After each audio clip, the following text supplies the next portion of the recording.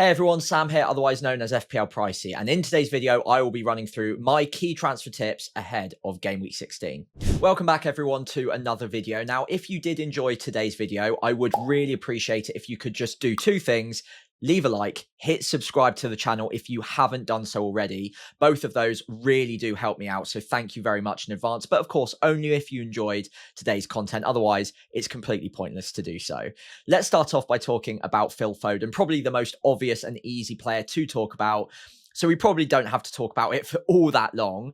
But he is on a serious hot streak right now. And if you've played FPL for a while, you will know that Phil Foden does tend to go through these purple patches when absolutely nothing can stop him, and Pep just will not stop playing him. He'll get 90 minutes a match most weeks, even during that Christmas period where, okay, he might get brought off early once or twice. It will only be to make sure that he's fit and ready for the next match. And I think a lot of us, myself included, were a little bit worried that he might get rested against Sunderland. But as it happens, he started, got a goal and an assist. By the way, what a Rabona cross from Cherky to set him up for the goal. That was absolutely class. But Foden finished well, got another assist, and another phenomenal performance against a pretty good Sunderland side as well, it must be said. The price is rising almost uncontrollably right now. Because we've all got the 5 free transfers especially, I can see him going up by another 0.2 this week. So it's a matter of whether or not you need to go for him now or not. And very few, if any, players are ever essential to own in FPL. And I can't sit here and say that Phil Foden is going to continuously get more than 10 points a game week like he has done in the last 3 weeks. It's undoubtedly a bit of a purple patch, and it's not going to last to this extent anyway forever. But what we can determine from the way that he's playing right now is Pep is going to be very reluctant to take him out of the side. Man City are going full force attack right now. They are going all guns blazing, trying to bag as many goals as possible. And in doing so, Foden is playing almost as a shadow striker off of Erling Haaland. We've seen that happen in the past. And when he does this, his attacking data skews upwards very, very quickly. And that's exactly what has happened in the last 3 game weeks with the underlying attacking data. If I was sat here 3, maybe 4 game weeks ago, that XG and XA combined was about 0.35, which isn't terrible, but for someone who at the time was about 7.98 million, it wasn't standout amazing. That has now risen to 0.53 in the space of just 3 game weeks. So, like I said, and I don't want to repeat myself too much, but he is on a hot streak. And I do think it continues when you look at the fixtures coming. Palace, not an easy game, but possibly a little bit leggy. They are getting a bit more tired. They are playing a lot of games with a thin squad, followed by Sunderland and West Ham in the next 3 game weeks afterwards. I did reverse that. West Ham at home first, Sunderland comes later on. It's a good run of fixtures, and I can't see him getting taken out of the side anytime soon. He got a little break, got taken off early against Sunderland, so I would just buy him. If you've got a route to him, I would honestly not overcomplicate this. I wouldn't be taking hits for him, but because we've all got 5 free transfers, I can see him being very popular as a purchase this week. And I think the minutes continue. Whether or not he keeps bagging double-digit hauls is another thing, but I think he'll consistently be getting returns. So for me, he is a player I would very much want in my squad if I didn't have him already. So whilst we're on the subject of Man City, another player that is going to be undoubtedly popular and someone that I'm also looking at potentially buying in the next game week or 2 is O'Reilly. Now, up until recently, I've been pretty reluctant to start recommending him because Pep does have a habit of bringing young players into the squad, them doing really well, and then one dodgy performance, and then all of a sudden he rotates them out and finds a new system or finds a different tactical strategy, I suppose, that might not put as much emphasis on someone like an O'Reilly. But yet again, another 90 minutes for him in game week 15, another good performance, a clean sheet, did really, really well. And I'm struggling to see where he's getting taken out of the side at the moment. Pep in the pre-match press conference did actually say that he probably will get a rest at some point. So I think it's fair to suggest that, okay, yeah, down the line, he's probably going to miss a match. But Aït-Nouri doesn't look likely to be taking minutes off of him right now, especially because they're in a pretty significant title challenge all of a sudden with Arsenal dropping points over the weekend. He's undoubtedly in their best starting 11. He's got great underlying attacking data. And even even models like Solio, which I've got at the bottom here, fantastic tool, definitely go and use it. Over the next 5 game weeks, he's projected at about 4.5 points per week. So even the models are catching up to the fact that his minutes are very, very strong. Like I mentioned with Foden, the fixtures coming are really good as well. And I think it's a situation where it's get him whilst he's fairly cheap, because he won't stay at 5.2 million forever. Wouldn't be surprised if he, a bit like Foden, goes up by another 0.1, 0.2 before the deadline. And I'm very tempted to bring him in, a week earlier than maybe the best fixture, which is West Ham at home. Even away at Crystal Palace, I've got someone like a Senesi, who is an injury doubt as well, but not a better fixture against Man United. So given O'Reilly's attacking data, and it's skewing more towards goals as well, and much better defensive data, I think he's a really good buy as well. And if you've got a spot for him, a bit like Foden, it does seem to make sense. Although, the one thing I would note is that out of the two, Foden or O'Reilly, I would suggest that O'Reilly's probably the one that gets brought out of the side first. But I just don't see how that's happening right now, especially with Ait-Nouri about to go off to the African Cup of Nations as well. He's almost got no competition in his role. So yeah, for me, it's getting more and more obvious by the week. I was hesitant to begin with because he's a young player and I thought the minutes might reduce. But every week, Pep's proving me wrong, and so is O'Reilly with another very strong performance. So I think he's a buy for me as well. Okay, so with this video, it's not all about just the best players to be buying. It's also about players that some of you might be looking at selling or considering whether or not to hold on to them. Virgil van Dijk definitely falls into that category. He's not a player I own, but more through happenstance than anything, because I was aiming to buy him a couple of game weeks ago. It just didn't quite land for me, and I needed to make other transfers. So far, it feels like I've dodged it a little bit because his performances, or Liverpool's defensive performances rather, have not been brilliant to say the least. Another 3 goals conceded against Leeds. We'll keep the Mo Salah discussion out of it because this is more of a defensive discussion, but none of that is helping, surely. All of that together does go to show that Liverpool are a team in flux at the moment. They are struggling a little bit. And although the attacking data is actually not all that bad, the defensive data is nothing to be boasting about. And I'm sure, as I always mention, they're a very good team. They're going to get back to their best at some point. But it doesn't look like that's round the corner. That looks likely to be further down the line when they fix some fundamental flaws, especially in their back line. They're just getting turned over on the break way too fast. And Konate's performances, unfortunately, probably do need to be called into question a little bit. And at least Arne Slot is also referencing that as well. So I don't feel like I'm being overly harsh there. All of that to say, Virgil van Dijk by himself is probably not an awful pick. But when you place him in the Liverpool defence and everything going on around it, I'm not sure he's worth the money at 6 million. He's not bad on the DEFCON, and I do feel like he's probably not a million miles away from getting a bullet header from a corner, from a set piece. But if the clean sheets aren't consistent enough, and he's getting DEFCON maybe in about 50% of games, is that enough? Especially when they're conceding enough goals to get him minus points. So conceding 2, obviously minus 1 point. I'm not sure if it's worth 6 million now. And look, no one's buying him right now with Brighton and Spurs up in the next 2. 18 was probably the next good hopping on point with Wolves and Leeds. 2 good fixtures for clean sheets on paper, but Leeds have, of course, just scored 3 against them, so you can't guarantee a clean sheet there.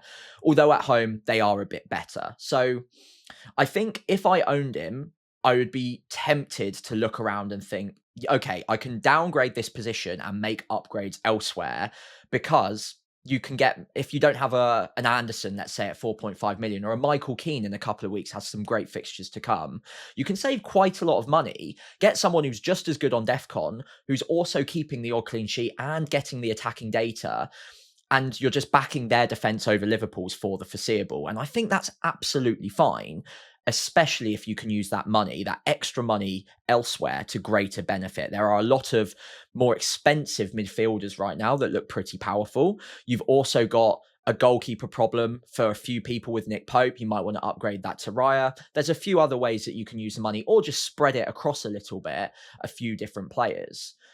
All of that to say, I don't think he's a must sell, but given that we've all got 5 free transfers, I completely understand why a lot of people will be looking at someone who's this expensive with at least the next two fixtures, Brighton and Spurs, not looking great for clean sheet odds. I can see why people are selling him, especially because there are cheaper defenders out there that I think match him over the next few. But if you've got bigger problems and you have a bit more patience than some might on Van Dijk, holding on to game week 18 and 19, where there are good odds of a clean sheet, at least in one of the two of them, arguably even both, I don't think it's the worst thing to do in the world. I don't think you need to completely give up on him just yet. But for me, if I owned him, I would be looking at him and thinking there's more I can do with that money. So I don't think he's a must sell. I think if I owned him, I'd be very tempted to take a look elsewhere and move him on for someone a bit cheaper. Okay, so let's take a look at another player that is being sold by a lot of managers, especially for Thiago. And it does make sense. I'm not going to sit here and tell anyone not to make that exact move because it will be very popular this week. Thiago's underlying data is good. He's obviously scored a hatful of goals already this season. So I think it makes a lot of sense, especially if you're trying to upgrade elsewhere. The price saving does make a lot of sense. But let's take a look at Mateta in isolation, because I think it's worth at least discussing whether or not he is a must sell. And again, because we're in this unique position of 5 free transfers, we probably do need to lower the bar on what you would consider a player worth selling to be, because in a regular week-to-week run-of-the-mill set of fixtures for FPL, where you're only getting one extra free transfer a week, I'd say you could probably hold on to him. The underlying data is not all that bad. 0.72 is a little bit lower than what it was a few game weeks ago. He's had a few games in a row where at least the XG data has been regressing, but still on paper, very, very strong, bolstered by that one performance against Bournemouth, of course. But that still counts. It's still part of it. And 7 goals across this season in double the amount of games. So 14 games. That's 1 in every 2. Not bad whatsoever. It's just the way those goals have been distributed has been a bit frustrating for owners. The next thing that we need to take into account is the fixtures. And 3 home games in the next 4. Not bad, but when you look at each one in isolation, Man City, not ideal. Leeds away from home, they're pretty good at home, so that's going to be difficult. Tottenham at home, maybe not that bad, but arguably Fulham at home, not that bad either, so possibly a middling set of fixtures. But at 8 million, you do need someone who's at least a little bit more consistent than Mateta has been. And then we get to the final issue that a lot of managers will have, and that is the minutes. Now, unfortunately, I can't sit here and guarantee his minutes are going to get any better in the next few weeks. If they were in a less precarious position in Europe, then I think he probably gets rested in the European midweek games and gets played or gets better, more significant minutes in the Premier League fixtures. And again, sorry, I stumbled a little bit there because I don't mean to say that he's not going to start in the Premier League. I think he will continuously start. But what we've seen is him getting brought off early fairly consistently now for a few games. I think he played 90 against Man United, but outside of that, he's been brought off around 60 minutes pretty consistently. And I think that continues, sadly. So, look, if you can hold on to him, it's fine. I don't think he's going to do nothing in the next few game weeks. He'll get the odd goal, and even in 60 minutes, the underlying data is still better than most strikers. But given that he is getting reduced minutes, and there are cheaper strikers who are getting 90 minutes who are still on penalties, I can completely understand the move. And if I had him, I would be moving him on for Thiago if I didn't have Thiago myself. Of course I do, so that's not an issue for me. If I did have Thiago and Mateta, I think I would also potentially look at going with a 3-5-2 and downgrading him all the way to a Mark Giu or a Krupi, who might get better minutes during this Christmas period due to rotation. Or you could look at someone like Raul Jimenez or possibly a Voltemada, although with Wissa coming back into the fold, maybe not quite as convinced on that as I was.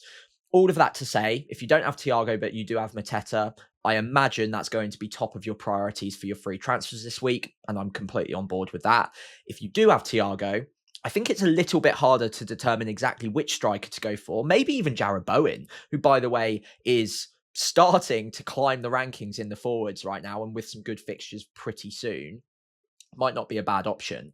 Mateta, I don't think he's a must sell, but I think he is you absolutely can sell. Another player that we undoubtedly need to talk about this week is Jewsbury Hall, who might be the best value player in the game right now at just 5.1 million and under 10% owned. He's picked up 7 attacking returns in 15 game weeks. That is ridiculous value for money when you think about it. At 5.1 million, you're expecting an attacking return, maybe one in every 3, 4, 5 game weeks. He's doing it in nearly 50% of the weeks at the moment. And obviously it's not evenly distributed, but on average, it is working out as a player who's picking up an attacking return every other week.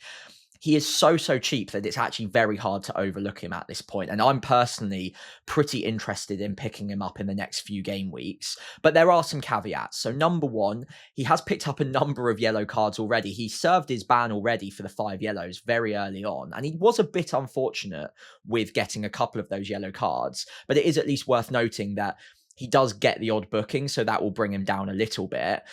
And then you look at the next 2 fixtures, Chelsea and Arsenal. I would say it's probably not the perfect time to be buying him right now. I probably wouldn't be prioritizing this move for game week 16 personally, unless I had someone that was suspended or injured and I can maybe bench Jewsbury Hall for a week. I certainly wouldn't be prioritizing him as a transfer in to start him in either of those 2 fixtures. But by the time we get to game week 18 and Burnley away, followed by the way, a pretty good run of fixtures for Everton at that point, I think he's still going to be good value for money. He might go up by a little bit in that time between now and then because we've got those free transfers to use. And some managers don't mind so much about the fixtures, which is absolutely fine, by the way. Nothing against that. But I personally would be holding off until game week 18.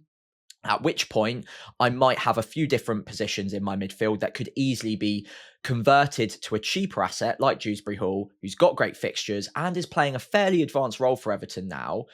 I do quite like it. The only thing that I would mention here is that 7 attacking returns in 15 game weeks is significant overperformance on the underlying data, especially the XG. 0.12 XG per 90 is about an attacking return or a goal every 10 game weeks on average. Maybe a little bit better than that, every 9 game weeks. He's picked up 4 in the opening 15. So he is overperforming on that data. But like I mentioned at the start of this section, if you combine the XG and the XA, it's about 0.32, 0.33. That would suggest an attacking return in 1 in every 3 game weeks. So is he overperforming at the moment? Yeah, a bit. Not an incredible deal, but a fair bit.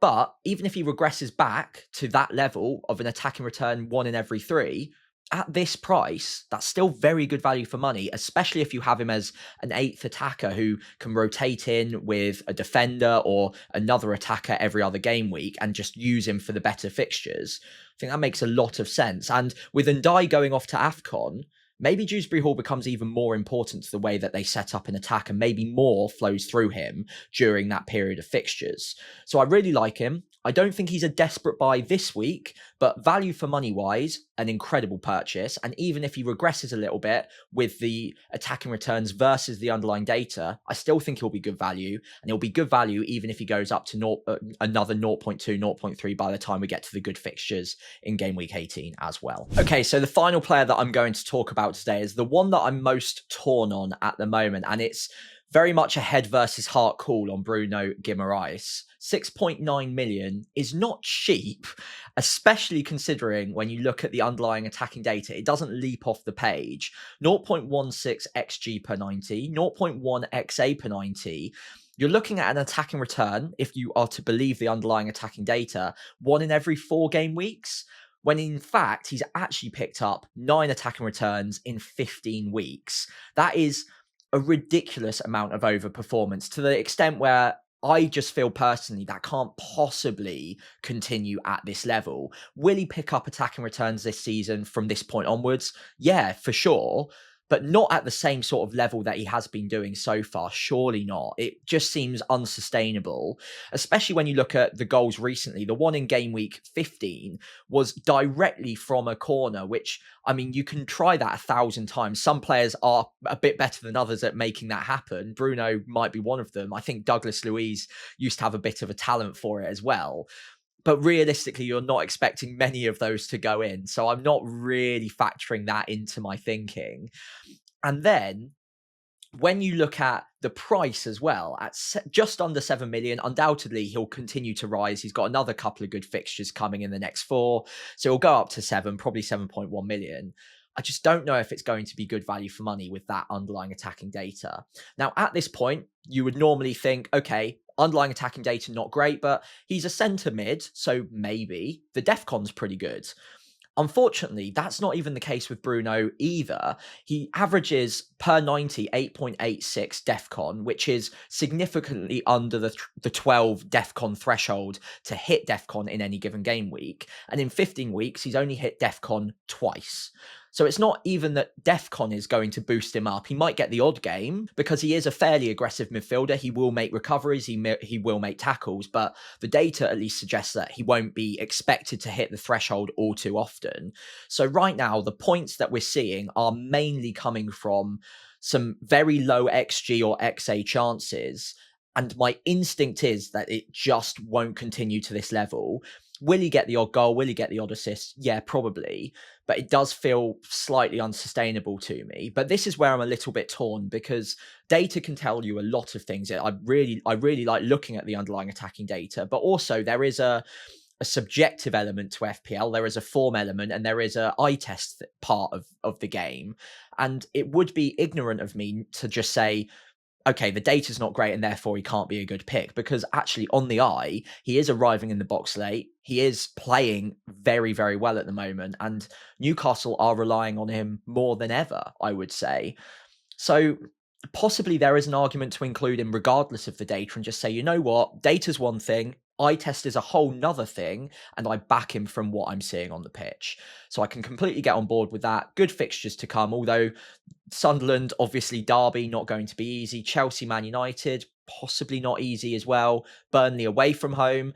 The last thing I should mention on Bruno before we wrap up the video is he's a bit of a flat track bully at home, not quite so much away from home. So with 3 away games in the next 4, maybe we see a little bit of a regression, because at home he does seem like a whole different beast. Not a bad pick. If he was a bit cheaper, let's say 6 million, I'd be all over him. But that extra 0.91 million is maybe putting me off a little bit when you look at the underlying attacking data. But anyway, I'm sure a few of you will disagree because he is getting quite popular. And as always, if there are any players I haven't talked about today, do drop them in the comments below and I'll try and get back to you before the Game Week 16 deadline. If you enjoyed today's video, leave a like, hit subscribe, and I'll see you next time as we run through my transfer plans ahead of the deadline.